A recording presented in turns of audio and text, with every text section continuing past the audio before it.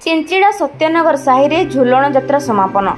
औपदा बालेश्वर जिला औपदा ब्लॉक स्थ अभिरापदा कमारपाड़ चिंचिड़ा सत्यनगर साहि रे रूपथालिया कार्यालय रे बिनोरी उक्त गोष्ठी सहायता रे रक्षाबंधन उत्सव पालन सहित झुलण यात्रा समापन हो जाइछि। श्री श्री ठाकुर अभिराम परमहंसक भक्त माने प्रति सप्ताहर सोमवार रे गोष्ठी मेला करने सहित राधाकृष्ण और ठाकुर अभिराम परमहंस देवंक फोटोचित्र को सुसज्जित खटोली रे रखी श्रद्धालु माने झुलाइथिबार दृश्य खूब मनोहर थिला।